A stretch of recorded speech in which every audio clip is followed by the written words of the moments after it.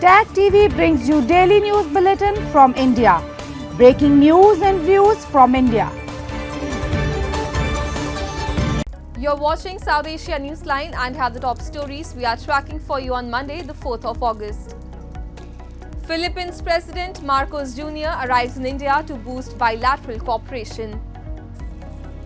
Pakistan extends crackdown on Baloch activist Mehrang Baloch back in police custody. And FIFA conducts talent identification camps for Afghan women's refugee team.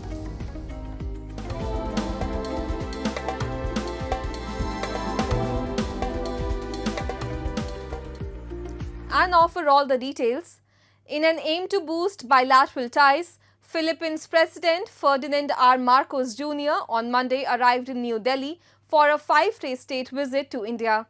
The visit, which is the first by President Marcos, comes at the invitation of India's Prime Minister Narendra Modi and at the time when both countries are celebrating the 75th year of establishing diplomatic relations.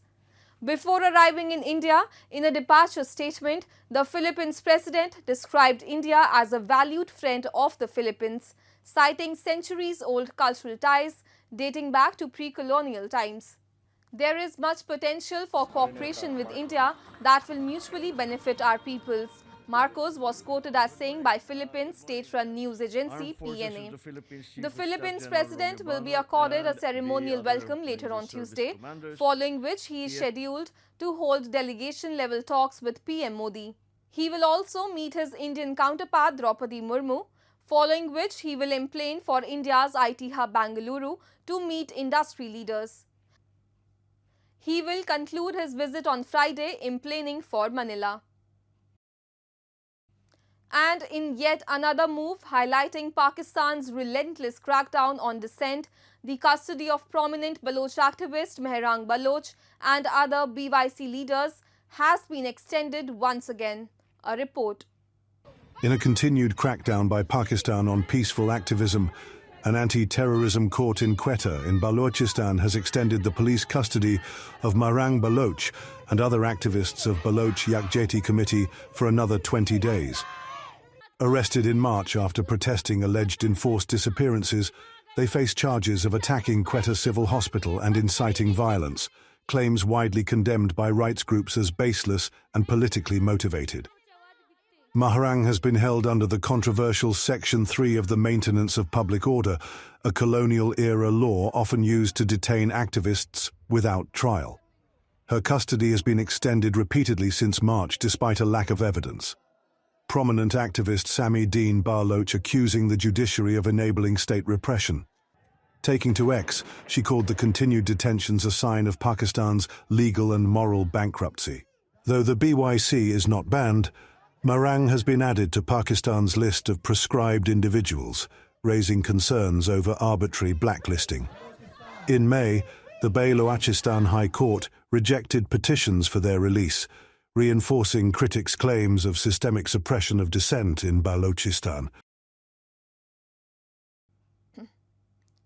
And Pakistan's Prime Minister Shehbaz Sharif and Iranian President Masoud Pezeshkian met in Islamabad on Sunday, pledging to boost bilateral trade to $10 billion and deepen cooperation in combating terrorism.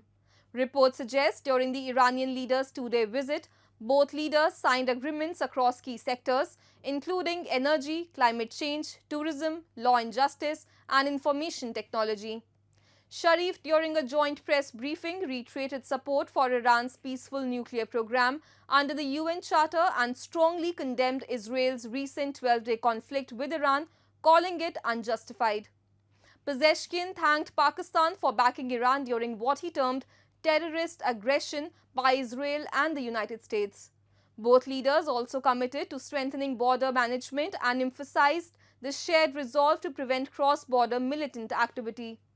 The visit comes nearly after 1 year since both the countries exchanged missile strikes in January 2024. Despite past tensions, the two neighbors have kept diplomatic channels open, including discussions on Pakistan's possible role as a mediator between Tehran and Washington.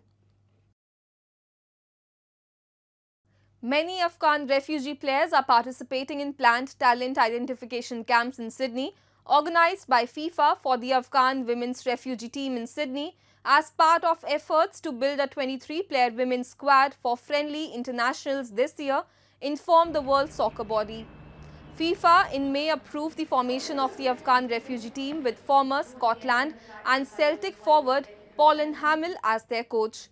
After Taliban takeover in 2021, many players from the women's national team fled the chaos-hit state over fears of persecution by the Taliban. These players have been fighting for their right to play internationally again after the Taliban-controlled Afghan Football Federation banned women's sports, which requires recognition by a national federation to compete internationally.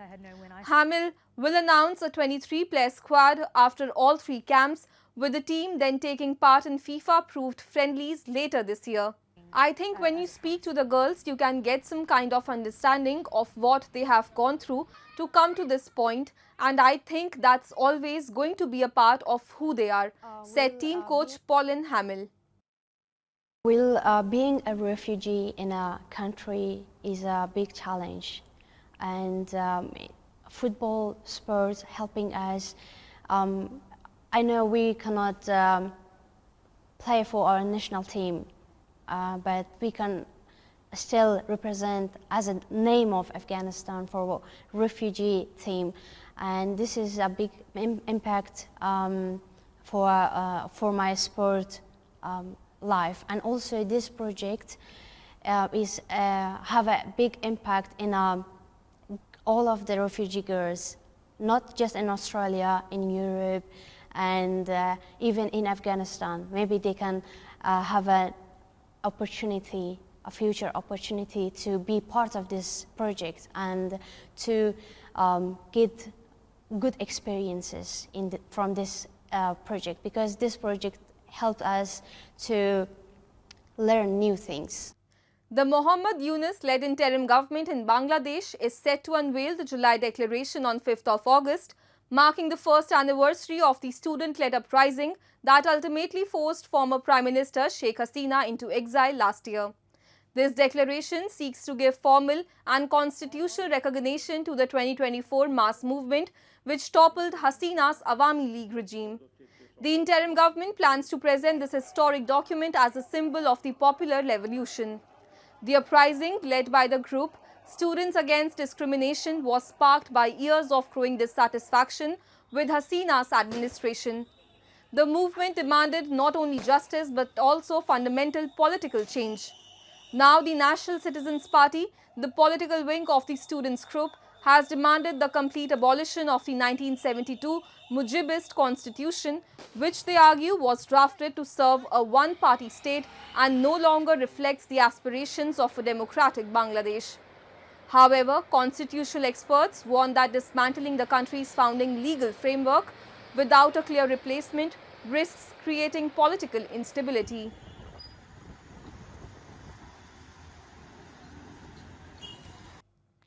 Moving on, after Sri Lanka's cabinet approved a draft bill to scrap the special privileges provided to former presidents and their spouses recently, Trade Minister Vasantha Samarsinghe said that the government will now proceed with the abolition of pensions for members of parliament with the objective to reduce the privileges granted to politicians in the nation. Samarsinghe further said that the move is a part of the broader effort to reduce the financial burden on the public, informed Newswire. Any former MPs who genuinely lack a source of income are free to apply for benefits under the Aswasuma welfare program, just like any other citizen in need, the minister further added. Former JVP MP Nandana Gunathilaka in a Facebook post recently expressed concerns over the proposal and said that he had committed himself full-time to politics, losing his job and now relying solely on the MP pension for survival, and that such decisions could lead to serious consequences for those who devoted their lives to public service. That's all in tonight's edition. We will see you same time tomorrow. Good night.